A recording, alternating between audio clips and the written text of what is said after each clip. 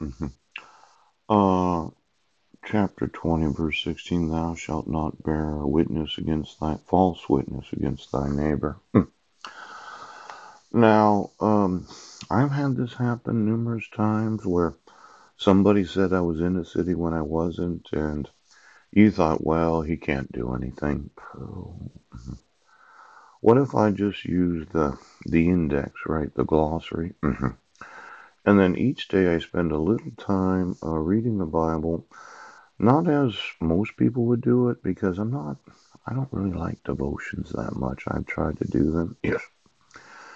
But it has these 10 commandments here, and I think that you sinned. Pooh. Hmm. Now, when you bear false witness against somebody that happens to be a citizen that is really your neighbor, there's a big problem with you obstructing my rights. Thou shalt not bear false witness against thy neighbor. Now, if we were to read chapter 20 of Exodus, and God spake all these words, saying, I am the Lord thy God, which have brought thee out of the land of Egypt, out of the house of bondage. Thou shalt have no other gods before me. But the family has another God, don't they? Mm.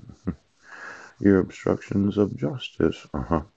Thou shalt not make unto thee any graven image or any likeness of anything that is in heaven above, or that is in the earth beneath, or that is in the water under the earth. Thou shalt not bow down thyself to them, nor serve them.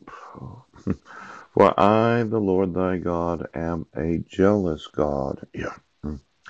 Visiting the iniquity of the fathers upon the children unto the third and fourth generation of them that hate me. Now, I've talked about this third and fourth generation. This is kind of important to myself. Exodus 20, chapter 5. I want to tell you what happened in my personal life. My father, yes, Paul Douglas Budnick, the deceased, yes, he was the son of Edward Budnick that had a place there in Yuma, Arizona. In fact, let's call the sheriffs in Yuma. Oh, Sheriff Joe, you've been sinning. Ooch. How would you like to have the conviction of the Holy Spirit right now? It seems that sheriffs do not fear God. But I'm planning a little global celebration that involves all of Christianity. Yes. So if you get convicted of your sin, I'm going to put the fear of God into every sheriff today. I'm very upset. Third and fourth generation. I was told, in fact, I got a newspaper article, yes, that my grandfather's father, yeah, was a lawman.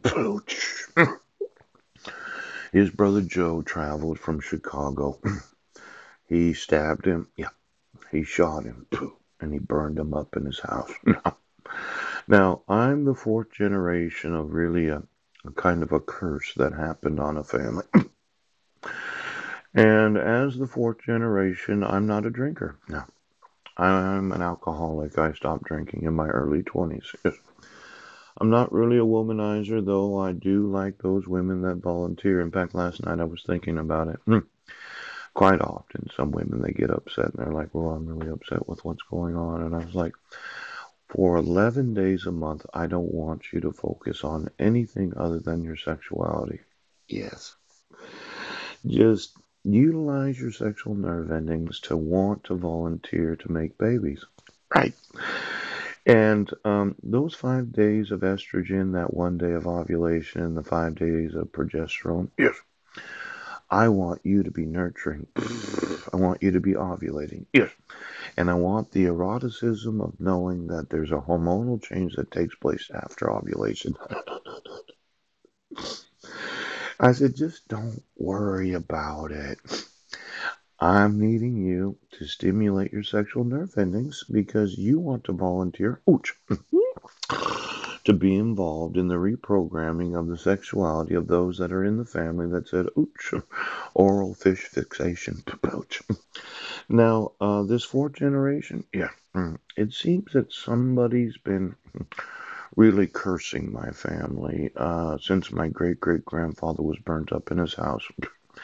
I could have been a lawman, except I got arrested multiple times and they said I was schizophrenic, bipolar, delusional for not realizing that it's an actual sin to bear false witness against another citizen.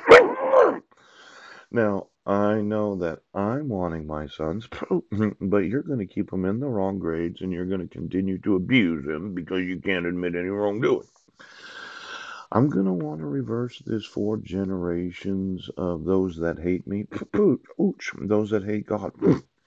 Now, and showing mercy, yes, unto thousands of them that love me and keep my commandments. Now, there seems to be some Jewish individuals that don't keep the commandments of God. Yes. Could you get me the Jews today? Yeah. You know, I did see a television broadcast, and I understand there's some governmental problems with the nation of Israel. Did they have their election? Ooh, ooh, ooh. In fact, you know what? Just give me that. I think it was a United Nations document. Something about 1948, they decided that Israel was going to be the nation of the Jews. Before that time, it was actually Palestine. It could be that a large number of Jews have been really hating God. You're not waiting for a Messiah. Now, thou shalt not take the name of the Lord thy God in vain. This is something that I am very sensitive to. For the Lord will not hold him guiltless that taketh his name in vain. Have you been using God's name in vain? Ah, do you know you will not be held guiltless. Now, remember the Sabbath day to keep it holy. This is one of those where is it Sunday or is it Saturday? A lot of people they get this confused, and I know for some denominations they have to be the Seventh Day Adventist. Yes, but why don't you get me all of those? Because I did go to quite a few lunches and different types of meetings with the Seventh Day Adventists, and it seems that the cops right now they're mandatory reporters and they have knowledge of somebody bearing false witness against me. In fact, I shook the hand of a sheriff in Squim, Washington that played stupid because that's what they do. How would you like to have the conviction of the Holy Spirit today? Now, for the idiots in the Seventh day Adventism, let's say that I do not violate any day of the week, Coach. Is let's say I keep all 7 days holy.